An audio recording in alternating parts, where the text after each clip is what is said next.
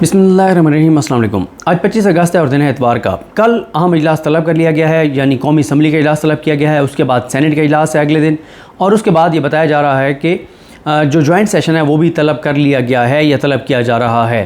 तो यानी 3 अहम इजलास जो हैं वो तलब एक तरह से कर लिए गए हैं। बात करते हैं, और सियासी ब्रोकर जो है वो कल से बहुत एक्टिव है, और सियासी ब्रोकर ने कल जाके मुलाकात की है मौलाना फजल रहमान साहब से। उनसे जाके वोट मांगा है कि काजी फ़ाइज़ ईसा को एक्सटेंशन देने के लिए, इस निज़ाम को बचाने के लिए, इस करप्ट ज़ालमाना फस्तायत वाले जाबराना यजीदियत वाले इस निज़ाम को बचाने के लिए हमें काजी फ़ाइज़ ईसा की ज़रूरत है। तो लिहाजा मौलाना साहब आप हमारा साथ दीजिए। अब मौलाना साहब ने क्या जवाब दिया है वो तो कोई ऑथेंटिक ख़बर बाहर नहीं आई, लेकिन मौलाना फजल रहमान साहब को जिस तरह से काजी फ़ाइज़ ईसा साहब ने जिस तरह से प्रोटोकॉल दिया, काजी फ़ाइज़ साहब के सेक्रेटरी डॉक्टर मुश्ताक साहब ने गाड़ी से जाकर उनको रिसीव किया, उनको प्रोटोकॉल देकर लाए। फिर जिस तरह से अटॉर्नी जनरल पाकिस्तान ने उनको प्रोटोकॉल दिया, फिर जिस तरह से काजी साहब ने उनको चैम्बर में बुला के, और ज़राए तो ये भी बताते हैं कि जो फ़ैसला लिखा गया है मुबारक सानी केस का, ये काजी साहब ने लिखा ही नहीं है। काजी साहब ने मौलाना फजल रहमान साहब को कहा कि जो आप लिखवाना चाहते हैं आप लिख दीजिए, वही मेरा फ़ैसला होगा। आप लिखवा दीजिए, आप लिख दीजिए, वही मेरा फ़ैसला होगा। ज़ाहिर है अब हमारे पास कोई ज़रिया नहीं है कि हम इस खबर की तरदीद या तस्दीक कर सकें। उसकी वजह यह है कि जब बंद कमरों में बैठ के मामला तय किए जाएंगे तो फिर इस तरह की बातें तो बाहर आएंगी और बहुत से सवाल उठेंगे। बल्कि एक और सवाल ये भी उठता है कि यहाँ तक भी इतलात हैं कि काजी फ़ाइज़ साहब के जो सेक्रेटरी हैं डॉक्टर मुश्ताक साहब, उन्होंने मुफ्ती मुनीब साहब से भी एक दिन पहले मुलाकात की है, और शायद यही वजह है कि मुफ्ती मुनीब साहब जो है इस्लामाबाद में होते हुए मुफ्ती मुनीब साहब जो है वो उस दिन Islamabad supreme court of Pakistan में तशरीफ़ नहीं लाए। और ये सवालात मुफ्ती मुनीब साहब पर भी उठते हैं कि मुफ्ती मुनीब साहब क्यों नहीं तशरीफ़ लाए अदालत में, जब उनको बुलाया गया था कि वो आके अदालत को बताएँ, असिस्ट करें, अपना पॉइंट ऑफ व्यू दें, तो क्यों नहीं वो आए। क्या उसकी वजह डॉक्टर मुश्ताक की वो मुलाकात है जिसके बारे में बताया जाता है कि उन्होंने मुफ्ती मुनीब से की है? और डॉक्टर मुश्ताक साहब क्यों मुलाकातें करते फिर रहे थे मुफ्ती मुनीब से? क्यों उन्होंने गेट से मौलाना फजल रहमान साहब को रिसीव किया? जब से काजी फ़ाइज़ ईसा चीफ जस्टिस पाकिस्तान बने हैं, पहली मरतबा डॉक्टर मुश्ताक ने जाके किसी को गेट से रिसीव किया और इस तरह से कैमरों के सामने रिसीव किया है। तो कुछ तो था, कोई तो मामला था। क्या काजी साहब जो है वो मौलाना फजल रहमान साहब से को उन्होंने वोट मांगे हैं, या उन्होंने इनडायरेक्टली वोट मांगे हैं, या उन्होंने जो है वो प्रोटोकॉल उनको दिया है कि मौलाना साहब को बताया कि ये इतने बड़े कॉज के लिए जो इतना बड़ा मैं फ़ैसला वापस ले रहा हूँ और अपनी इतनी साख को मतलब वो कर रहा हूँ, तो ये इसलिए कर रहा हूँ कि आपको क्रेडिट मिले, मौलाना साहब सारा क्रेडिट आप लें और उसके बदले में मुझे वोट दें, मेरी एक्सटेंशन को वोट दें। क्या ये मामला है? ये वो सवालात हैं जिनके जवाबात कहीं से नहीं मिल रहे। कल जो सियासी ब्रोकर ने मुलाकात की है वो आसिफ अली जरदारी ने मोहसिन नकवी के साथ जाके और मौलाना फजल रहमान साहब से मुलाकात की, और दावा ये किया जा रहा है कि सियासी ब्रोकर की वो मुलाकात जो है वो कामयाब रही है। वो जिस तरह से किसी ने कहा था ना कि हर एक शख्स की एक कीमत होती है और वो उस कीमत पे बिक जाता है, तो क्या पता नहीं अब क्या मौलाना साहब को उन्होंने क्या ऐसी ऑफ़र दी है कि दावा भी किया जा रहा है कि कामयाब मुलाकात हो गई है, क्योंकि अभी तक कैटेगोरिकल जो है वो नहीं आ रही, तरदीद नहीं आ रही JUF की जानिब से कि काजी फ़ाइज़ ईसा की एक्सटेंशन के लिए हम वोट नहीं डालेंगे, ऐसी कोई तरदीद नहीं आ रही। खैर आने वाला टाइम बताएगा, क्योंकि मौलाना फजल रहमान साहब के साथ मिलने से कौमी असम्बली में भी अभी 2 तारीख अक्सरियत उनकी मुकम्मल नहीं होती, लेकिन फिर तरह तरह की बातें की जा रही हैं, तमाम गैर-आइनी बातें की जा रही हैं कि जी वो PTI वाले जो हैं जिनको आज़ाद डिक्लेयर किया गया है और इलेक्शन कमीशन ने अभी तक उनको नोटिफाई नहीं किया, तो वो आज़ाद ही हैं और आज़ाद जो है वो डिफेक्ट कर सकते हैं, वो अपनी पार्टी पॉलिसी के ख़िलाफ़ आईनी तरमीम में वोट डाल सकते हैं, तो वो वोट डाल देंगे। अब वो 5 कौन होंगे, 7 कौन होंगे, 10 कौन होंगे, ये आने वाला वक्त बताएगा। और वैसे जो मेरी अंडरस्टैंडिंग है वो तो ये है कि सुप्रीम कोर्ट के फैसले के मुताबिक जब वो प्रोसेस कंप्लीट हो गया है, यानी 15 दिन के अंदर जो बयान हल्फी देने थे वो दे दिए गए हैं, पार्टी ने तस्दीक कर दिया कि हमारे उम्मीदवार थे, तो वो PTI के MNAs बन चुके हैं। इलेक्शन कमीशन उनको नोटिफाई करे या ना करे, मेरी ये अंडरस्टैंडिंग है। बाकी अल्टीमेटली ये मामला जो हैं वो जाने तो सुप्रीम कोर्ट में है, उस पर मैं बाद में आता हूँ। जो सुप्रीम कोर्ट में जाने बहुत सी बातें हो रही हैं। कभी कहा जाता है कि प्रैक्टिस एंड प्रोसीजर को बदलने जा रहे हैं, वो तो सिंपल कानून साजी से बदलने जा रहे हैं, और अब 3 की बजाय 5 जजेस कर रहे हैं। कभी कहा जाता है कि वो कमेटी को ख़त्म कर रहे हैं प्रैक्टिस एंड प्रोसीजर में चेंज करके, और सिर्फ फिर काजी फ़ाइज़ साहब को इख्तियार दे दिया जाएगा। कभी ये कहा जाता है कि सुप्रीम जुडिशल काउंसिल में कोई तब्दीली करने लगे हैं, कभी कहा जाता है कि जनाब जुडिशल कमीशन में कोई तब्दीली करने जा रहे हैं। कुछ है जिसके लिए कल इजलास बुलाया गया है, फिर सेनेट के इजलास बुलाया गया है, फिर जॉइंट सेशन बुलाया गया है। कुछ ना कुछ तो ये जो है वो करने जा रहे हैं। अब वो क्या है ये आने वाला वक्त बताएगा। देखें इनका मसला ये है कि ये करेंगे तो जो भी काम करेंगे वो गैर कानूनी गैर आईनी होगा, लेकिन इनको यह है कि हम एक बार काजी फाइज ईसा की एक्सटेंशन के लिए जो हमने करना है वो हम कर दें, उसके बाद काजी साहब जाने और उनका काम जाने, अदालत को कैसे मैनेज करना है वो काजी साहब का काम है।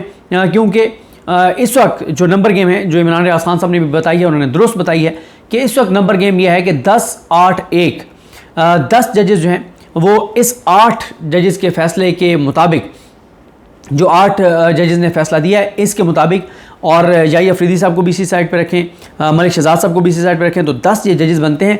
और काजी साहब के साथ 8 जजेस हैं, काजी साहब और 7 और जजेस।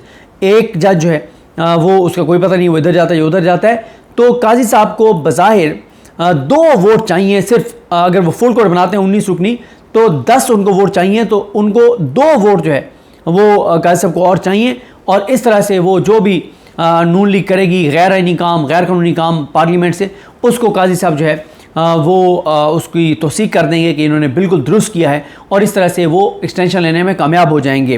मैं आपको बता रहा हूँ ना कि ये नहीं पता कि क्या करने जा रहे हैं, लेकिन कुछ ना कुछ तो करने जा रहे हैं, जिस तरह की हलचल है, जिस तरह की सूरत हाल है, और बड़े एक्टिव हैं। और ये भी इतलात आई कि नून लीग के, पीपल्स पार्टी के तमाम MNAs को, तमाम सेनेटर्स को ये कहा गया कि जनाब आप इस्लामाबाद में मौजूद रहें। मैं एक और बात सोच रहा था कि ये जो सियासी ब्रोकर साहब कल गए हैं मौलाना फजल रहमान साहब के पास, जिस मुल्क के अंदर जिस मुल्क की पुलिस के 12 जवान शहीद कर दिए जाएं, बेदर्दी से कत्ल कर दिए जाएं, नाहक मारे जाएं, वहाँ पे सियासी ब्रोकर जाके और एक चीफ जस्टिस की एक्सटेंशन के लिए वोट मांग रहे हैं, और उसके साथ वज़ीर दाखिला भी जा रहा है। काश कि ये वज़ीर दाखिला मोहसिन नकवी और ये मौलाना आसिफ अली ज़रदारी गए होते पॉलिटिकल पार्टीज़ के पास कि हम कच्चे के डाकुओं के ख़िलाफ़ ऑपरेशन करने जा रहे हैं, हमें तमाम पार्टियों की सपोर्ट चाहिए, हमने तमाम वसाइल खर्च करने हैं, आएँ सब मैदान में, सब खड़े हों, सब माहौल बनाएं, सब अपनी इन पुलिस के 12 शहीद जवानों के साथ खड़े हों। लेकिन नहीं, अभी तक ये अपनी ज़ात, मफाद, करप्शन, लूट मार, काजी की एक्सटेंशन, इसके लिए ये भागे फिर रहे हैं।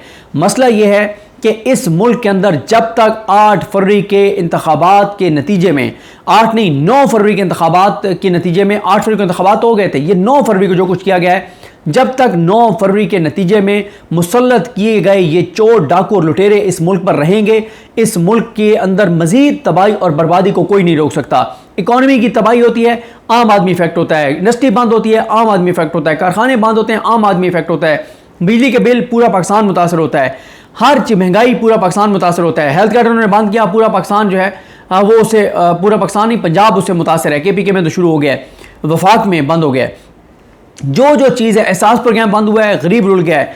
और ये इनको इतनी, इन लोगों को शर्म नहीं आती कि 12 जवान शहीद हो गए और अभी तक ये अपनी करप्शन, लूट मार, मफाद, ज़ात के लिए एक्टिव फिर रहे हैं। वजह वही है, जो आवाम के वोट से आए नहीं है उनका क्या लेना देना आवाम से।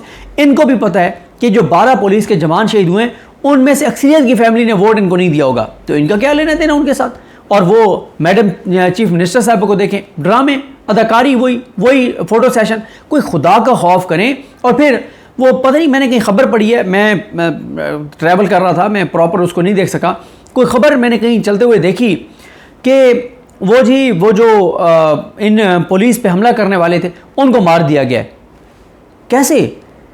वो इतने वो ऐसी जगह पे बैठे थे कि आराम से आपने उनको मार दिया। ये ड्रामे कौम के साथ ना करें, ये ड्रामे कौम के साथ ना करें। लोगों को आप जाहिल मत समझें, लोगों को बेवकूफ़ मत समझें। वो कच्चे के डाकू जो इतने ताकतवर हैं कि आप उनको पिछली 2 दहाइयों में ख़त्म नहीं कर सके, और उन्होंने पुलिस के 12 जवानों को शहीद किया, और शहीद करके वो आराम से बैठे हुए थे कि आप उनके ऊपर सिंपल सा, पता नहीं, चंद पुलिस वाले जाएंगे और उनको मार देंगे। ये झूठ, ये गलत बयानी बंद करें, संजीदा हों, अपना फोकस मुल्क के ऊपर करें, अपना फोकस मुल्क की असल मामलात के ऊपर करें। छोड़ दें इमरान खान की जान, छोड़ दें इमरान खान को तोड़ना, छोड़ दें इमरान खान को गिराना, छोड़ दें अवाम को गिराना। अवाम उसके साथ है, वो डटा हुआ है, उसको आप गिराने में लगे हुए हैं। हर आने वाले दिन के साथ उसकी पॉपुलैरिटी बढ़ रही है। असल मुल्क की मसाइल को देखें। कच्चे के डाकुओं के खिलाफ ऑपरेशन होना चाहिए, कच्चे के डाकुओं का मुकम्मल खात्मा होना चाहिए। और फिर सबसे पहले मैडम चीफ मिनिस्टर साहिबा, मोहसिन नकवी, शहबाज शरीफ, IG उस्मान अनवर, ये एक गाड़ी में बगैर सिक्योरिटी के जाएं। हाँ, टिकटॉक वीडियोस भी बनानी है, उसके लिए आगे एक गाड़ी लगा लें, 2 गाड़ियों में जाएं, आगे टिकटॉक वीडियोस बनाने वाले कैमरे हों और पीछे एक गाड़ी में ये चारों बैठे हों। शहबाज शरीफ और मरीम नवाज आगे बैठे हों, मोहसिन नकवी और IG उस्मान अनवर पीछे बैठे हों। पूरे उस कच्चे के इलाके का विजिट करके वीडियो जारी करें, कहें कि जनाब कच्चे के डाकुओं के खिलाफ ऑपरेशन कर दिया गया है, कच्चे का इलाका वागजार करवा दिया गया है। अब वाकई इधर कोई नो गो एरिया नहीं है। दर्जनों बार हम सुनते हैं मुल्क में कोई नो गो एरिया नहीं है। ये जहां पे हमारे पुलिस के जवान मारे गए ये नो गो एरिया नहीं था, ये कच्चे के डाकू नो गो एरिया नहीं है।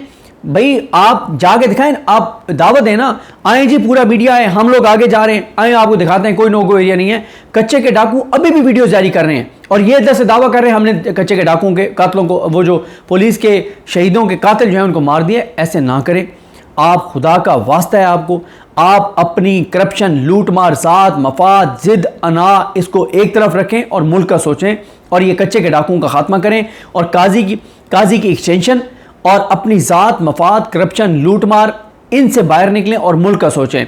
12 जवानों का शहीद होना छोटी बात नहीं है। कोई मुहज़्ज़िब मुआशरा होता अब तक कोहराम बरपा होता, कितने लोग घर चले जाते, कितने दफ्तरों का पता नहीं लोग वहाँ जाके बैठ जाते कि भाई हमें हिसाब दो इन 12 जो बेगुनाह हमारे जवान शहीद हो गए। और मैं एक चीज़ और कहना चाहता हूँ, मुझे इतनी तकलीफ़ हुई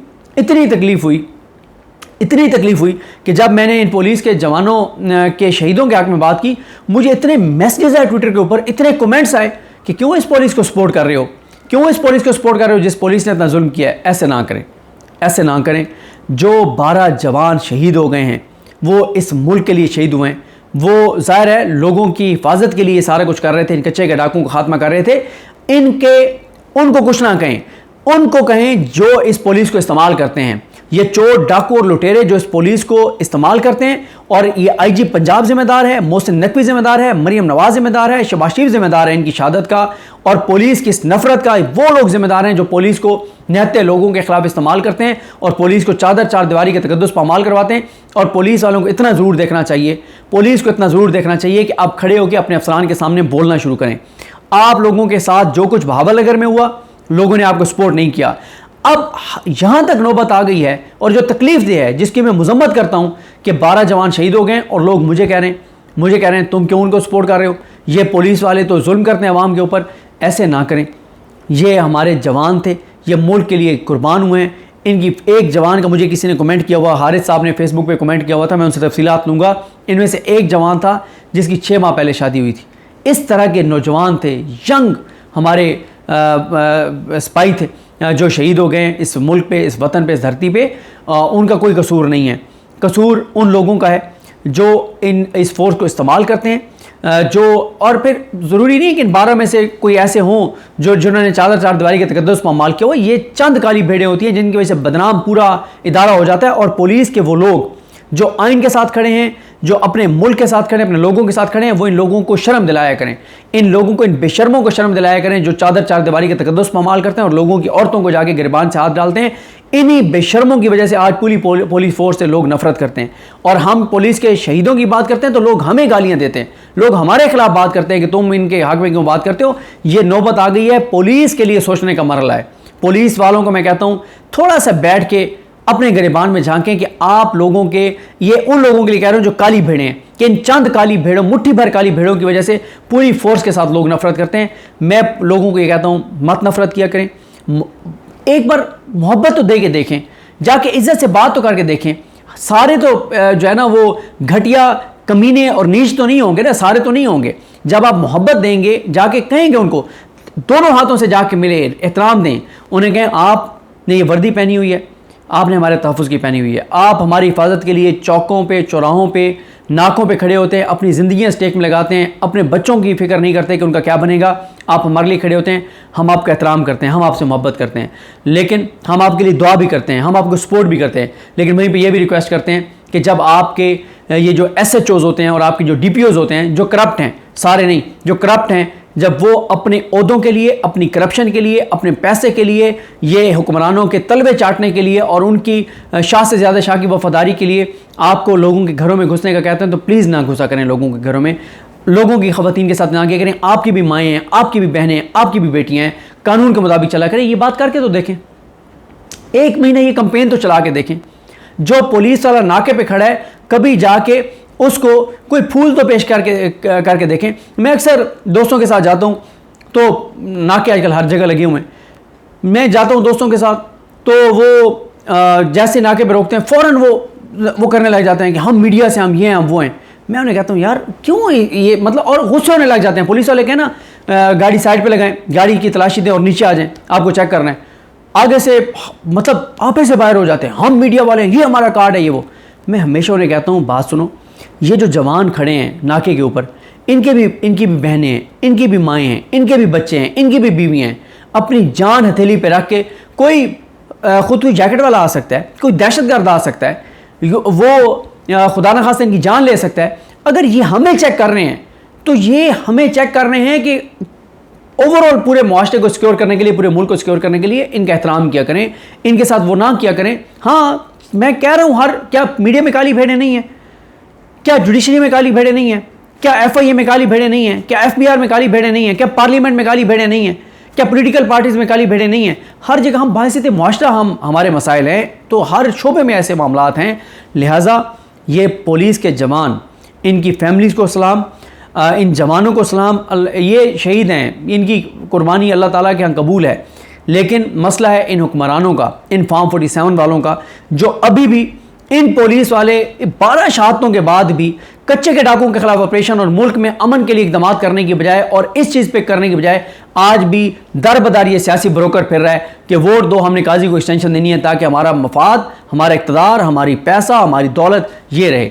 तो पुलिस के जवान हो, फ़ौज के जवान हो, जो हमारी ये ऑपरेशंस में अपनी जानें कुर्बान कर रहे हैं, इनकी कुर्बानियों की वजह से पाकिस्तान के अंदर आज अगर हम अमन के साथ रह रहे हैं, नो डाउट इनकी कुर्बानी है। और जो पुलिस के अंदर, फ़ौज के अंदर जो आइन की से गद्दारी करते हैं, जो अपने हलफ के ख़िलाफ़ काम करते हैं, जो अपना गरीब लोगों, बेगुनाह लोगों को उठाते हैं, उनके ऊपर तशद्दुद करते हैं, वो काबिल मज़म्मत है।